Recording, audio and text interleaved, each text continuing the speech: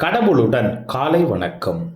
புனித மார்க்கு எழுதின நற்செய்தி 13ஆம் அதிகாரம் 24 முதல் 32 வரை உள்ள இறைவார்த்தைகள். அக்காலத்தில் இயேசு தம் சீடர்களுக்கு கூறியது, அந்நாட்களில் வேதனைகளுக்கு பிறகு கதிரவன் இருண்டுவிடும், நிலா ஒளி கொடாது, விண்மீன்கள் வானத்திலிருந்து விழுந்த வண்ணம் இருக்கும், வான்வெளி கோள்கள் அதிரும். அப்போது மிகுந்த வல்லமையோடும் மாட்சியோடும் மானிட மகன் மேகங்கள் மீது வருவதை காண்பார்கள். பின்பு அவர் வான தூதரை அனுப்பி அவர்கள் மண்ணுலகில் ஒரு கோடியிலிருந்து விண்ணுலகில் மறு கோடி வரை 4 திசைகளிலும் தேர்ந்து கொள்ளப்பட்டவர்களை கூட்டிச் சேர்ப்பார்.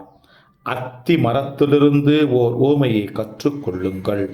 அதன் கிளைகள் தளிர்த்து இலைகள் தோன்றும் போது கோடை காலம் நெருங்கி வந்துவிட்டது என நீங்கள் அறிந்து கொள்கிறீர்கள். அவ்வாறே இவை நிகழ காணும்போது மானிட மகன் கதவை நெருங்கி வந்துவிட்டார் என்பதை நீங்கள் அறிந்து கொள்ளுங்கள்.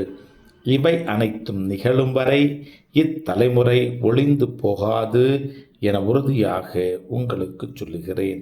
விண்ணும் மண்ணும் ஒளிந்து போகும், ஆனால் என் வார்த்தைகள் ஒளியவே மாட்டா. ஆனால் அந்த நாளையும் வேளையையும் பற்றி தந்தையைத் தவிர வேறு எவருக்கும் தெரியாது. விண்ணுலகிலுள்ள தூதருக்கோ மகனுக்கோ கூட தெரியாது. கிறிஸ்துவின் நற்செய்தி. இந்த நாள் இனிய நாளாக அமைய வாழ்த்துக்கள்.